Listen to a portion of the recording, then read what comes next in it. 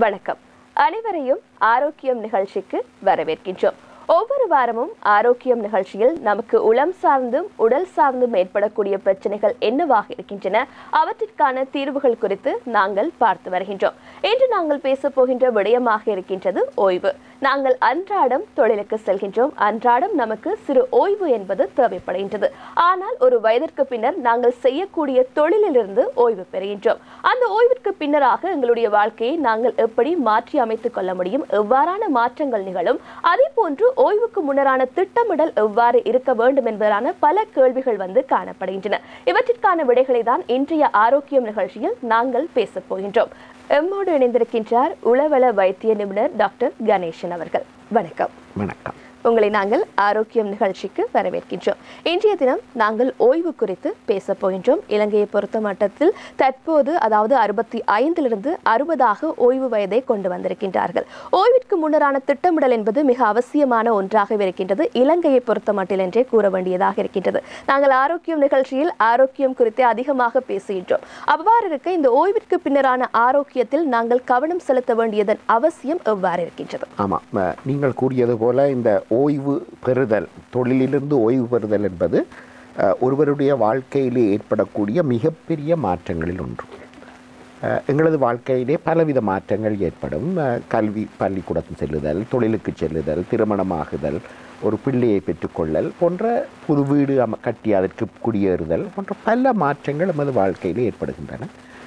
அதே போல் இந்த ஓய்வு பெறுதல், தொழிலிலிருந்து ஓய்வு பெறுதல் என்பதும் நமது வாழ்க்கையிலே ஏற்படக்கூடிய மிகப்பெரிய மாற்றங்களில் ஒன்றாக இருக்கிறது. ஆனால் துரதிர்ஷ்டவசமாக எம்மில் பலரும் அதற்கான ஆயத்தங்களை நாங்கள் சரியாக செய்வது இல்லை. நாங்கள் ஒரு தொழிலுக்கு போகும் பொழுது அதை பற்றி ஆயத்தம் செய்கிறோம், அதை பற்றி கற்றுக்கொள்கிறோம், அந்த தொழிலத்தை பற்றி விசாரிக்கிறோம். ஒரு வீடு கட்டும் பொழுது எவ்வளவோ யோசிக்கிறோம். அதே போல் திருமணத்தை பற்றியும் எவ்வளவோ யோசிக்கிறோம். ஆனால் துரதிர்ஷ்டவசமாக இந்த ஓய்வு பெறுதல் என்ற விஷயத்துக்கு நாங்கள் திட்டமிடுவதோ யோசிப்பதோ குறைவாகவே இருக்கிறது. இதனாலே நாங்கள் பல பிரச்சனைகளை எதிர்நோக்க வேண்டி இருக்கிறது. உதாரணமாக எடுத்துக்கொண்டால் ஒரு பொருளாதார பிரச்சனை ஒன்று எங்களுக்கு வருகிறது. என்றால் உங்களுக்கு தெரியும், நாங்கள் தொழில் செய்யும் பொழுது பெற்றுக்கொள்ளும் சம்பளம் ஊதியத்தை விட நிச்சயமாக நாங்கள் ஓய்வு பெற்ற பின்னர் அதிலே ஒரு குறைவு ஏற்படும் ஏதோ ஒரு விதமாக. அதற்கு நாங்கள் எந்தளவு தயாராக இருக்கிறோம் என்பது ஒரு கேள்வி. அடுத்ததாக ஆரோக்கியம் சம்பந்தமாக பல பிரச்சனைகள் ஏற்படுகின்றன. அதிலே உடல் ரீதியான நோய்கள் பலவும் ஓய்வூதியம் பெற்ற பின்பு, அதாவது ஓய்வு பெற்ற பின்பு அதிகரிப்பதை நாங்கள் காண்கிறோம். உதாரணமாக உயர்குருதி அமுக்கம், நீரிழிவு வருத்தம், பல்வேறு நோய்களும் அதிகரிக்கின்றன. ஏனென்றால் எங்களது வாழ்க்கை முறையிலே சில மாற்றங்கள் ஏற்படுவதால். அதே போல உள ரீதியான பிரச்சனைகள், மன அழுத்த நோய் போன்ற பல நோய்களும் நாங்கள் இந்த ஓய்வு பெற்ற பின்பு ஏற்படுவதை நாங்கள் காண்கிறோம். அது மட்டுமல்லாமல் உறவு நிலைகளில் ஏற்படும் பிரச்சனைகளும் அதிகமாக காணப்படுகின்றன. உதாரணமாக ஓய்வு பெற்ற பின்னர் ஒருவர் வீட்டில் இருக்கும் பொழுது அங்கு கணவன் மனைவிக்கிடையே, பெற்றோர் பிள்ளைகளுக்கிடையிலே சில முறுகல் நிலைகள் ஏற்பட்டு உறவுகள் பாதிக்கப்படுவதை கூட நாங்கள் காண்கிறோம். ஆகவே இந்த ஓய்வூதியத்துக்கு போது நாங்கள் கவனமாக இருக்காவிட்டால், ஓய்வு வரும்போது நாங்கள் கவனமாக இருக்காவிட்டால் பலவிதமான பிரச்சனைகளை நாங்கள் எதிர்நோக்க வேண்டி வரலாம். நிச்சயமாக, அதாவது அந்த ஓய்விற்கு பின்னராக ஏற்படக்கூடிய மாற்றங்கள் மிகப்பெரிய மாற்றங்களாக எங்களுடைய வாழ்க்கையில் காணப்படுகின்றன. அதை ஆரோக்கியத்தை பாதிக்கக்கூடிய வாய்ப்புகளும் இருப்பதாக நீங்கள் கூறியிருந்தீர்கள். இலங்கையை பொறுத்த மட்டில் கடந்த டிசம்பரிலிருந்து எங்களுடைய ஓய்வூதிய வயது என்பது 65 60 குறைக்கப்பட்டது. பலர் ஓய்வு பெற்று சென்றிருக்கின்றார்கள். அவர்களுக்கு பயனுள்ள நிகழ்ச்சியாக கட்டாயமாக இந்த ஆரோக்கியம் நிகழ்ச்சி காணப்படும் என்பதில் எந்தவித சந்தேகமும் இல்லை. அதே போன்று பார்த்தால் நீங்கள் கூறியிருந்தீர்கள் பல மாற்றங்கள் நிகழக்கூடும் என்பதாக. மனதளவில் ஒருவர் எவ்வாறான மாற்றங்கள் ஓய்விற்கு பின்னர் ஏற்படுகின்றது? பல்வேறு மாற்றங்கள் ஏற்படுகின்றன. முக்கியமாக எங்களது நாட்டை எடுத்துக்கொண்டால் அல்லது இந்த பிரதேசத்தை எடுத்துக்கொண்டால், நாங்கள் எங்களது தொழில் என்பது எங்களுக்கு ஒரு கௌரவத்தையும் மரியாதையும் கொடுக்கும் ஒரு விஷயமாகவும் நாங்கள் பார்க்கிறோம். தனியே வருமானத்தை ஈட்டித்தரும் அதாவது வாழ்க்கைக்கு தேவையான பொருளாதாரத்துக்கு உதவி செய்யும் ஒரு விஷயமாக மட்டும் நாங்கள் தொழிலை பார்ப்பது கிடையாது. அதை எங்களுக்கு ஒரு பெருமை, எமது கௌரவம், மரியாதை போன்ற விஷயங்களுக்கும் அதை சேர்த்துக் கொள்கிறோம். ஆகவே ஓய்வு பெறும் பொழுது அந்த மரியாதை, அந்த கௌரவம் நிச்சயமாக இழக்கப்பட போகிறது. அதற்கு நாங்கள் எந்த அளவிலே தயாராக இருக்கிறோம்?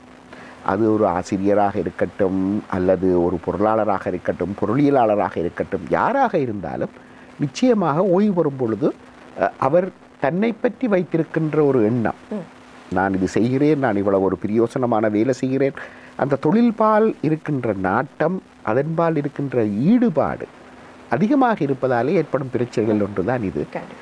அது இல்லாமல் போகிறது. ஆகையப்போ நான் யார் என்கின்ற ஒரு கேள்வி வருகிறது.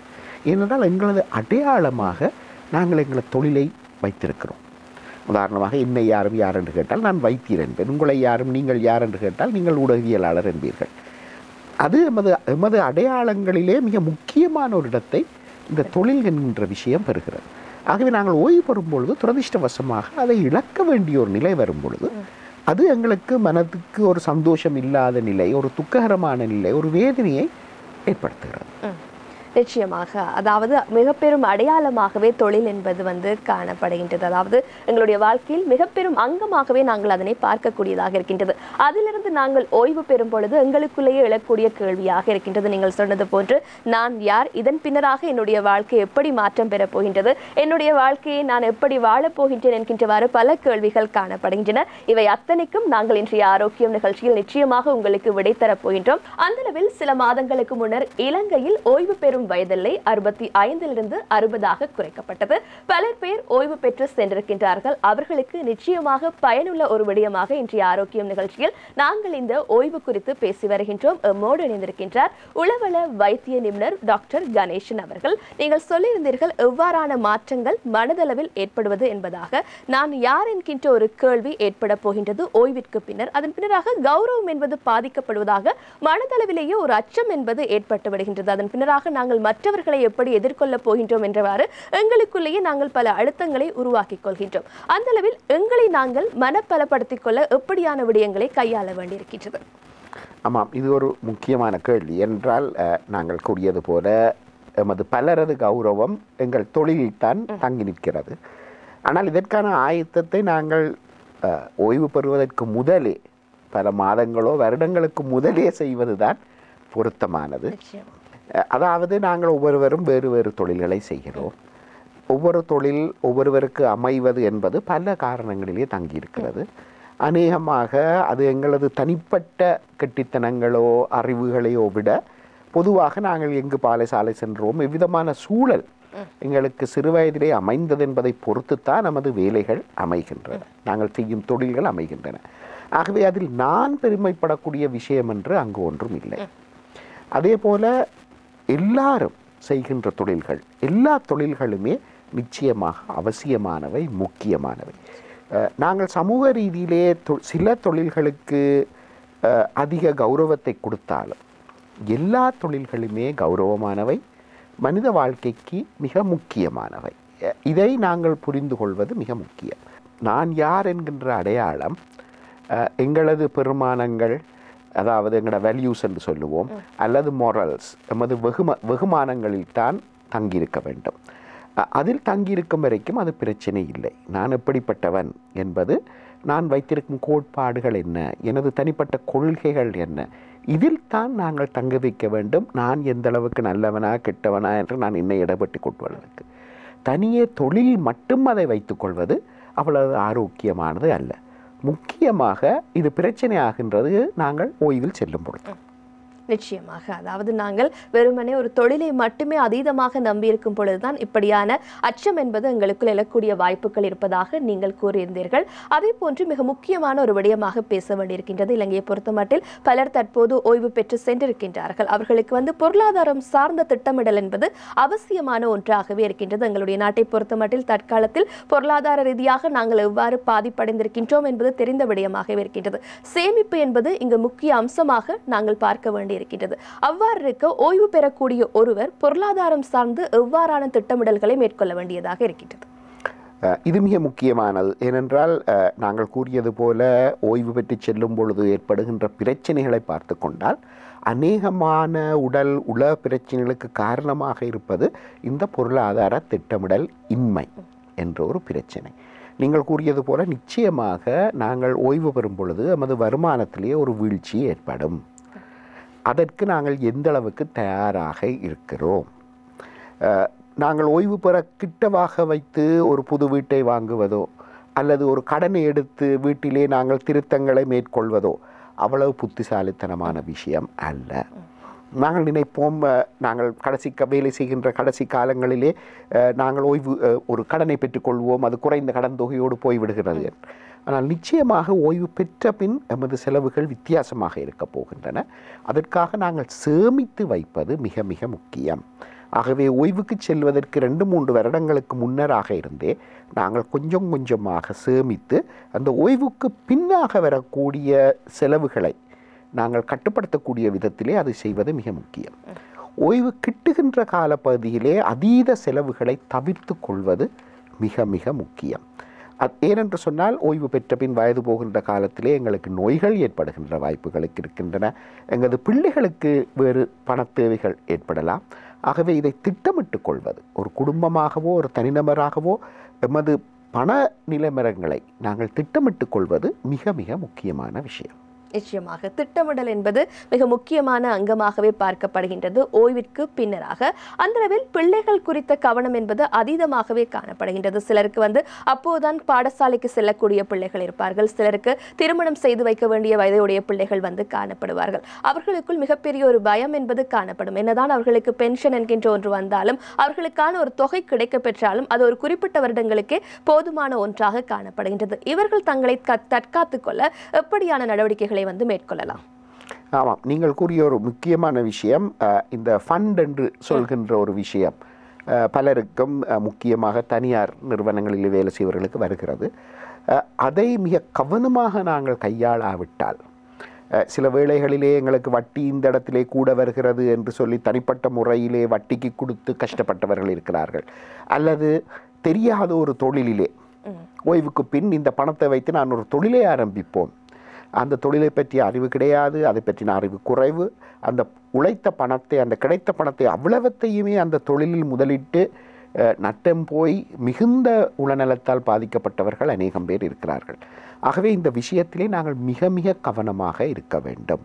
ஒருவர் தனியே முடிவெடுக்காமல் அந்த குடும்பமாக அவர்கள் அதை முடிவெடுப்பார்கள் என்று சொன்னால், மற்றவர்களுடைய கருத்துக்களையும் உள்வாங்கி இதை கவனமாக அதற்கு நேரம் செலவழித்து அதை பற்றி கொஞ்சம் சிந்தித்து மிக கவனமாக, எங்களுக்கு தெரிந்த தொழில் என்ன, நாங்கள் தொழிலில் முதலீடு செய்கின்றோம் என்றாலும் முழு தொகையையும் அதிலே முதலிடாமல், அது எனக்கு தெரிந்த தொழிலா, இது இப்பொழுது நாட்டிலே எந்த அளவுக்கு சாத்தியமாக இருக்கிறது, எவ்வளவு எனக்கு வருமானம் பெறப்போகிறது, மிக கவனமாக சிந்தித்து செயலாற்றுவது மிக மிக முக்கியம். நிச்சயமாக, அதாவது ஓய்வு பெறக்கூடிய ஒருவர் பொருளாதாரம் சார்ந்த எப்படியான விடயங்களை கையாள வேண்டும் என்பதாக நீங்கள் கூறியிருந்தீர்கள். இன்னொரு விடயமாக நாங்கள் பார்க்க வேண்டியதாக இருக்கின்றது. நீங்கள் சொன்னது போன்ற அந்த ஃபண்ட் என்கின்ற ஒரு விடயத்தை அவர்களுடைய பிள்ளைகள் எல்லோரும் வாங்கிவிட்டு இவர்களை தனித்து விடக்கூடிய வாய்ப்புகளும் அதிகபட்சமாக காணப்படுகின்றன. நாங்கள் அதிக முதியோர் இல்லங்களையுமே பார்க்கக்கூடியதாக இருக்கின்றது.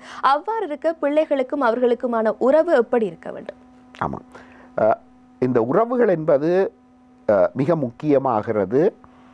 முக்கியமாக நாங்கள் ஓய்வு பெற்ற பின்பு, ஏனென்றால் வேலை செய்கின்ற காலத்திலே எங்களது பிள்ளைகளோடோ அல்லது எங்களது பாரியார்கள் கணவன் மனைவியுடனோ செலவழிப்பதற்கு நேரம் குறைவாகத்தான் இருக்கிறது. முக்கியமாக நகரங்களிலே வேலை செய்பவர்கள் அதிக நேரத்தை பிரயாணத்திலே செலவிடுகிறார்கள்.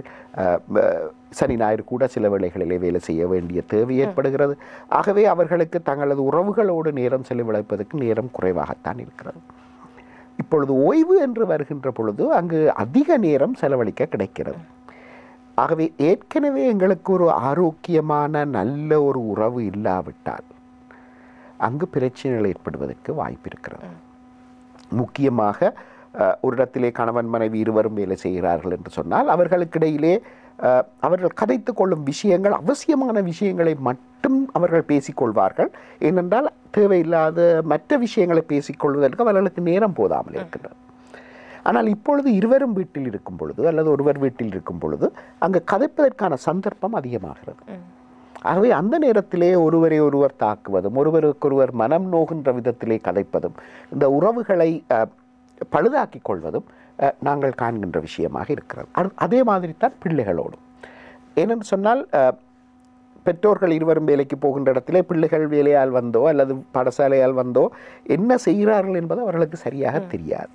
இப்பொழுது வீட்டில் இருக்கும் பொழுது நீ என்ன செய்கிறாய், புத்தகத்தை எடுத்து படி, அல்லது ஏன் ஃபோனிலே இருக்கிறாய் என்று கேள்விகள் கேட்கும் பொழுது, எங்கே இப்பொழுது வெளியால் போகிறாய் என்று அவர்கள் கேட்கும் பொழுது அங்கு ஒரு புதிய மாற்றம் என்றால் ஏற்கனவே அவ்வாறு இருக்கவில்லை. ஆகவே இப்பொழுது கேட்க துவங்கும் பொழுது அங்கே முரண்பாடுகள் ஏற்படுகின்றன, தேவையில்லாத வாக்குவாதங்கள், அதனால் மன நோவுகளும் ஏற்படுகின்றன, மனக்கவலைகள் ஆட்களுக்கு ஏற்படுகின்றன. அதாவது ஓய்விற்கு பின்னராக நாங்கள் அதிக நேரத்தை வீட்டில் செலவழிக்கின்றோம். அதற்கு முன்னராக தொழிலையே நாங்கள் அதிகமாக நேசிக்கக்கூடிய மனிதர்களாக இருந்திருப்போம். உறவுகளிடத்தில் அதீதமாக நேரம் கொடுக்காமையும் கூட இப்படியான பிரச்சனைகளுக்கு காரணமாக அமைந்துவிடும் என்கின்றவாறு அருமையாக நீங்கள் கூறியிருந்தீர்கள். இன்றைய ஆரோக்கியம் நிகழ்ச்சியில் நாங்கள் பேசக்கூடிய விடயமாக இருக்கின்றது.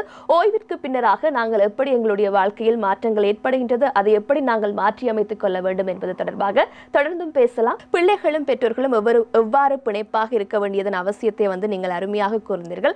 அதே நேரத்தில் பார்த்தால் நாங்கள் ஒரு தொழிலுக்கு செல்கின்றோம், ஒரு குறிப்பிட்ட வருடம் நாங்கள் அங்கேதான் எங்களுடைய காலத்தை செலவழிக்கக்கூடியவர்களாக இருக்கின்றோம். அங்கு இருக்கவர்கள் மட்டும்தான் எங்களுக்கு நட்பாக இருப்பார்கள். குடும்பத்தை விட நாங்கள் அதீத நேரம் அங்கேதான் செலவழிக்கக்கூடியதாக இருக்கின்றது. அதே போன்று இந்த ஓய்விற்கு பின்னராக எங்களுக்கு நட்பு வட்டம் என்பது மிக குறைவாகவே காணப்படுகின்றது. அந்த நண்பர்களை காண்பது என்பது மிக அரிதாகத்தான் இருக்கக்கூடும். அதன் பின்னராக எப்படியான மாற்றங்கள் ஏற்படுகின்றது?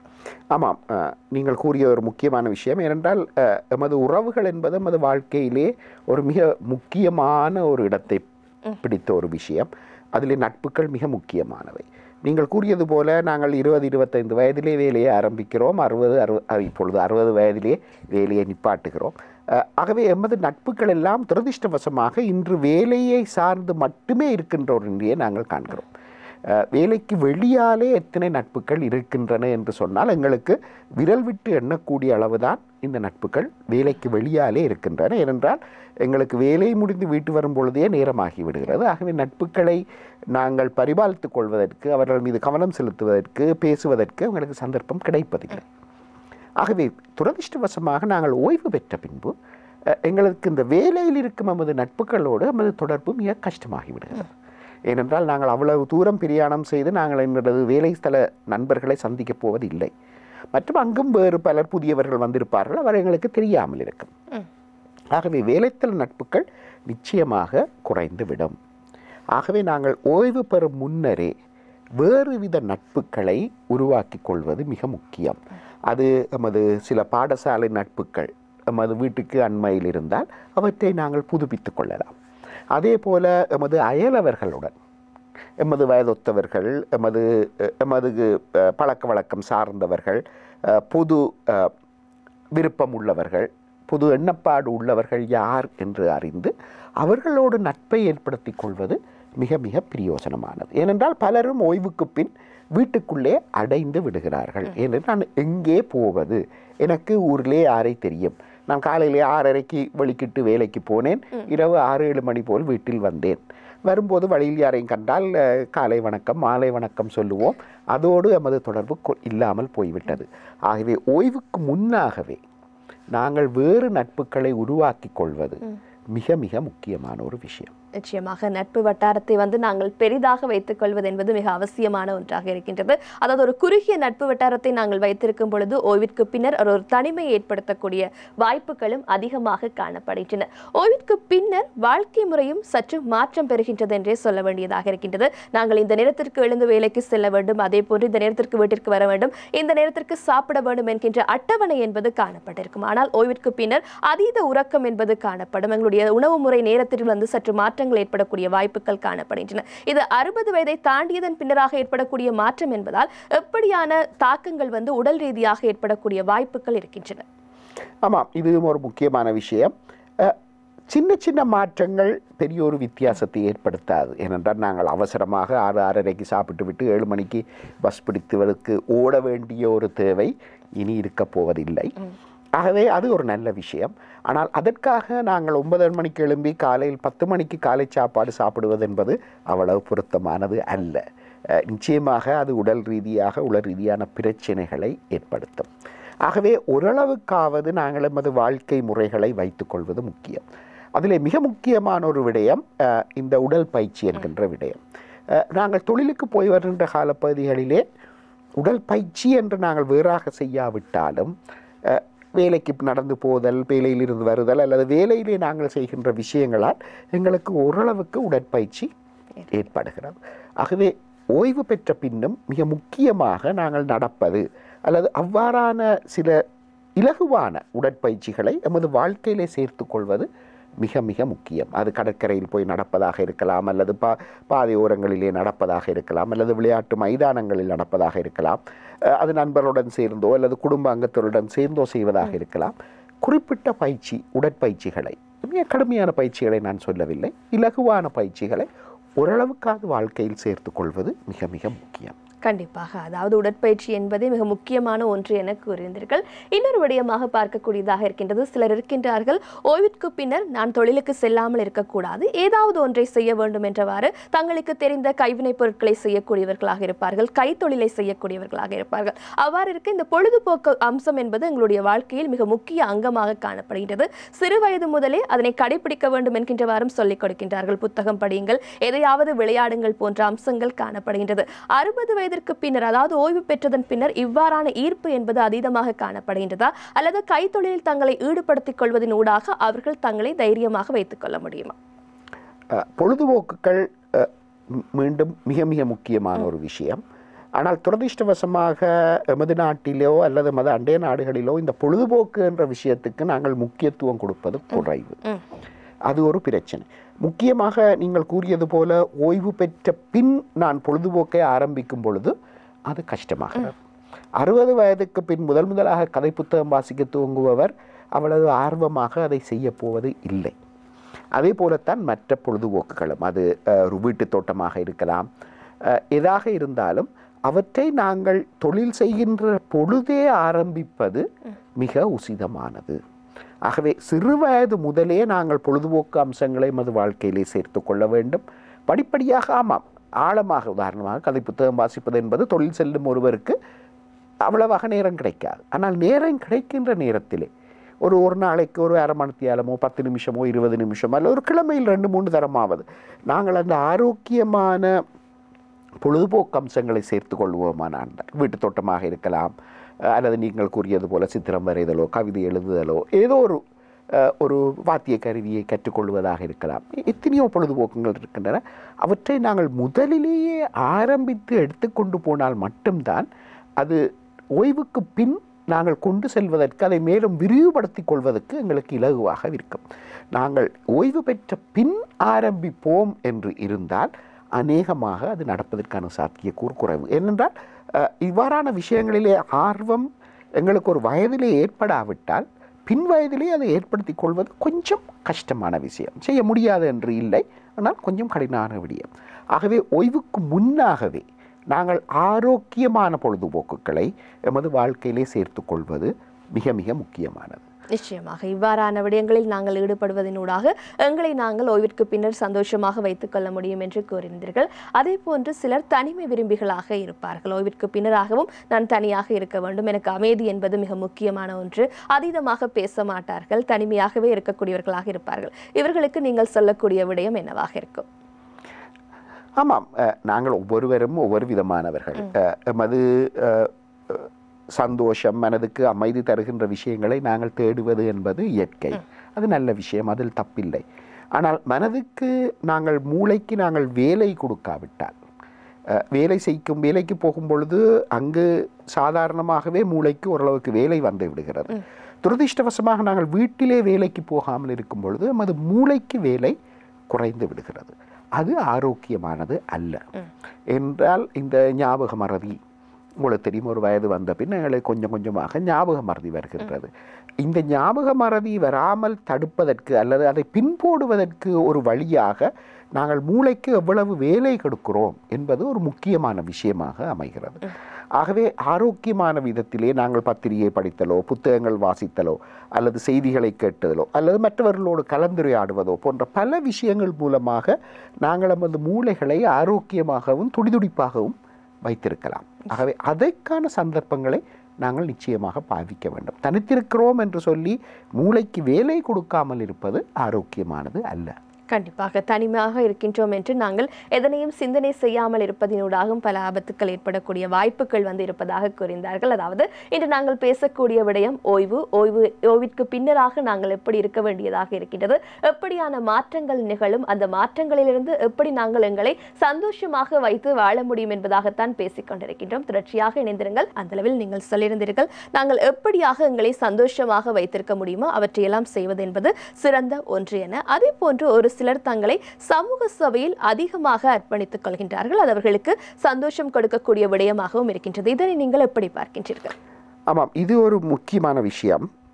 ஏனென்றால் தொழில் செய்யும் பலரும் பலவித ஆற்றல்கள், அவர்களுக்கு பல கெட்டித்தனங்கள் அவர்களுக்கு நிச்சயமாக இருக்கும். அது தொழிலின் போது அவர்கள் அதை பாவித்திருப்பார்கள். அது ஆக்கத்திறனாக இருக்கலாம், எழுத்தாக இருக்கலாம், கல்வி கற்கும் ஆட்களாக இருக்கலாம். எத்தனையோ விஷயங்களை அவர்களுடைய தொழில் கால பகுதியிலே அவர் கற்றிருப்பார்கள். ஆகவே அவர்கள் சமூகத்துக்கு செய்யக்கூடிய விடயங்கள் என்று எத்தனையோ இருக்கின்றன. நாங்கள் தொழில் மூலமாக மட்டும்தான் அதை செய்ய வேண்டும் என்று இல்லை. ஆகவே தொழிலுக்கு பின் நாங்கள் சமூக சேவைகளில் ஈடுபடுவது எங்களுக்கு மன அமைதியை தருவதோடு சமூகத்துக்கும் ஒரு பிரயோசனத்தை தருகிறது. நாங்கள் ஏற்கனவே கூறிய ஒரு விஷயம், எங்களது கௌரவம், சுய கௌரவம், மரியாதை போன்ற விஷயங்களுக்கு கூட அது ஒரு உதவியாக இருக்கும். இன்று உங்களுக்கு தெரியும், உதாரணமாக மேலதிக கல்வி வகுப்புகள் பலரும் ஓய்வு பெற்ற பின் இலவசமாக அவர்கள் வீட்டுக்கு இருக்க அண்மையிலே இருக்கும் பிள்ளைகளுக்கு, வறுமையிலே இப்போ உங்களுக்கு தெரியும் பொருளாதார பிரச்சனை காரணமாக இந்த பள்ளிக்கூடத்துக்கு பிந்திய டியூஷன் வகுப்புகளுக்கு பணம் செலவழிப்பது பெற்றோர்களுக்கு கஷ்டமாக இருக்கிறது.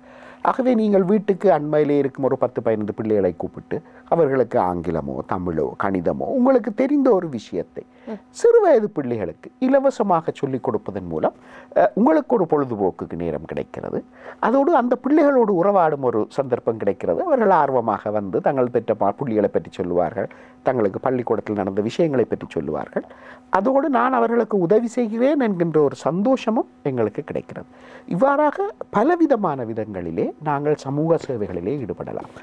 நாங்கள் கற்ற தொழிலை அங்கே இருக்கிற இளைஞர்கள் 1-2 பேருக்கு சொல்லிக் கொடுப்பது, அல்லது எழுத்தாற்றல் உள்ளவர்கள் அதை பற்றி சொல்லிக் கொடுப்பது, ஒரு நாங்கள் ஒரு மென்டர் என்று சொல்லுவோம். அதாவது ஒரு வழிகாட்டியாக, ஒரு உதாரணமாக ஒருவர் 20 வயதாகி அவரது கல்வியை முடித்துவிட்டு நான் என்ன செய்வது என்று யோசிக்கின்ற காலத்திலே அவர்களுக்கு நல்ல ஒரு ஆலோசனை வழங்குவதற்கு உகந்தவராக இந்த ஓய்வு பெற்றவர் இருப்பார். ஏன், அவருக்கு தொழிலை பற்றி, எந்த தொழிலை எவ்வாறு செய்யலாம், என்ன மாதிரியான பிரச்சனைகள் என்ற பல அறிவுகள் அவர்களுக்கு நிச்சயமாக இருக்கும். ஆகவே அந்த அறிவுகளை பகிர்ந்து கொள்வது அடுத்த தலைமுறைக்கு மிக முக்கியமாக இருப்பதோடு அந்த இளந்தலைமுறையின் கௌரவத்தை பெற்றுக்கொள்வதற்கும் எங்களுக்கு உதவியாக இருக்கும். அதே போல முதியவர் இல்லங்கள் இருக்கின்றன. ஒவ்வொரு கிராமங்களிலுமே இப்பொழுது முதியவர் இல்லங்கள் இருக்கின்றன. அங்கு போய் அங்கிருப்பவர்களுடன் கதைப்பது அவர்களுக்கு மிகுந்த ஒரு மன சந்தோஷத்தையும் ஒரு ஆறுதலையும் அளிக்கிறது. ஆகவே இவ்வாறான பலவிதமான சமூக முயற்சிகளிலே எங்களுக்கு இருக்கின்ற கல்வி, எங்களுக்கு இருக்கின்ற அறிவு, எங்களுக்கு இருக்கிற அனுபவம் போன்றவற்றை வைத்துக்கொண்டு நாங்கள் எங்களுக்கும் சந்தோஷம் தருவதாக, மற்றவர்களுக்கும் பிரயோசனம் உள்ளதாக பல்வேறு விஷயங்களிலே நாங்கள் ஈடுபடலாம். கொஞ்சம் அங்கே தேடி பார்த்தால் நிச்சயமாக ஒவ்வொரு சமூகத்திலுமே நாங்கள் பங்களிப்பு செய்யக்கூடிய விஷயங்கள் எத்தனையோ இருக்கின்றன. ஆகவே அவற்றிலே இணைந்து நாங்கள் நேரத்தை செலவழிப்பது மிக முக்கியமானது. சில கிராமங்களிலே வயது வந்தவர்களுக்கான ஓய்வூதிய கழகங்கள் அல்லது வேறு பலவிதமான சமூக குழுக்கள் இல்லை நாங்கள் அங்கத்துவம் பெற்றுக்கொள்ளலாம். அவ்வாறான பல விஷயங்களிலே நாங்கள் ஈடுபடுவதற்கு வாய்ப்பு இருக்கிறது. நிச்சயமாக தொழில் சார்ந்து நாங்கள் பெற்ற அனுபவம், அதே போன்று எங்களுக்கு தெரிந்தவற்றை நாங்கள் இந்த சமூகத்திற்கு ஓய்விற்கு பின்னராக கற்றுக் கொடுக்கும் பட்சத்தில் அது எங்களுக்கும் அவர்களுக்கும் சந்தோஷத்தை கொடுக்கக்கூடிய விடயமாகவே பார்க்கப்படுகின்றது. இதுவரை நீங்கள் பல விடயங்களை சொல்லியிருந்தீர்கள். அதாவது ஓய்விற்கு பின்னர் நாங்கள் எப்படி எங்களை மாற்றி அமைத்துக் கொள்ள வேண்டும், எப்படி திட்டமிட்டுக் கொள்ள வேண்டும், எப்படி அதனை நாங்கள் சீராக செய்து கொள்வது போன்ற பல விடயங்களை நீங்கள் பகிர்ந்து கொண்டிருந்தீர்கள். அதே நேரத்தில் நாங்கள் ஓய்விற்கு முன்னர் இவ்வாறான திட்டமிடல்களை மேற்கொள்ளாமையினால் ஏற்படக்கூடிய விளைவுகள் என்னவாக இருக்கின்றன? ஆமாம், நாங்கள் இந்த சரியான திட்டமிடல் செய்யாவிட்டால் நாங்கள் பல்வேறு பிரச்சனைகளை எதிர்நோக்க வேண்டி வரும்.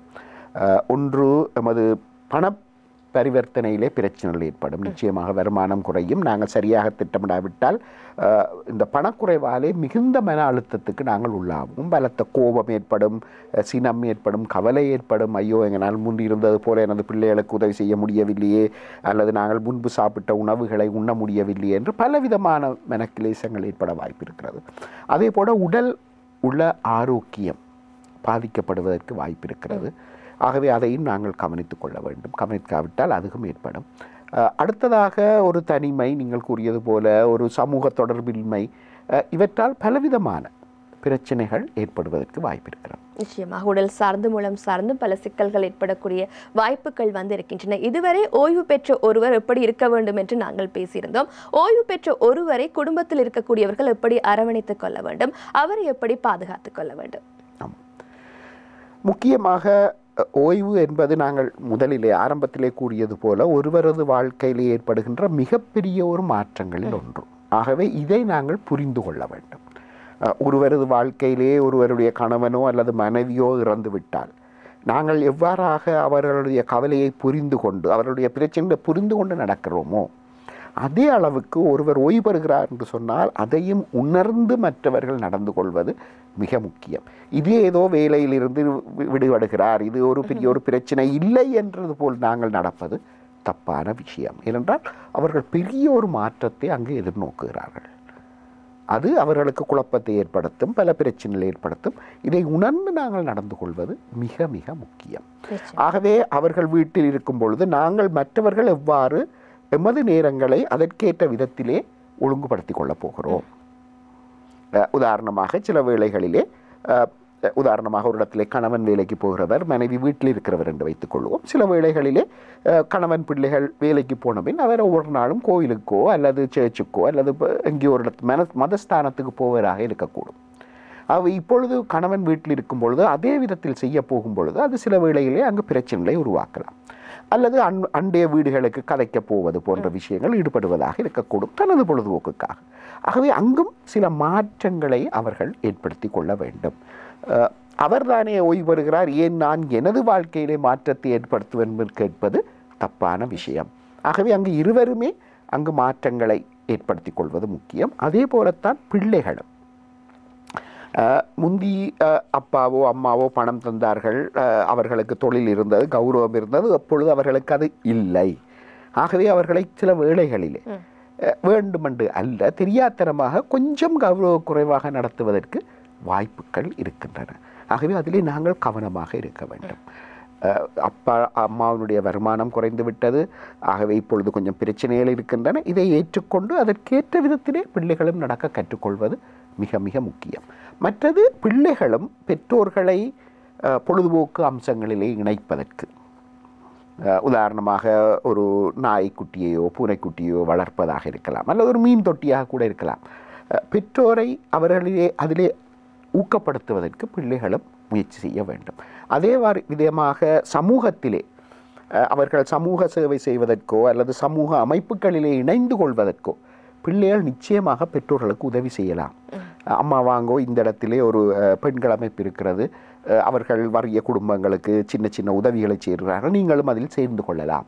அப்படி கேள்விப்பட்டிருந்தால் தமது நண்பர்களின் பெற்றோர்கள் அல்லது தமது அயலவர்கள் அப்படி இருக்கிறார்கள் என்று தெரிந்து கொண்டால் பெற்றோர்களை அவற்றிலே ஈடுபட வைப்பதற்கு பிள்ளைகள் உதவி செய்ய வேண்டும். நீங்கள் ஓய்வு பெற்று விட்டீர்கள், இனி ஒருடமும் போக வேண்டாம், வீட்டில் இருங்கள், நாங்கள் உங்களை பார்த்துக் கொள்கிறோம் என்று கூறுவது அவ்வளவு நல்ல விஷயம் அல்ல.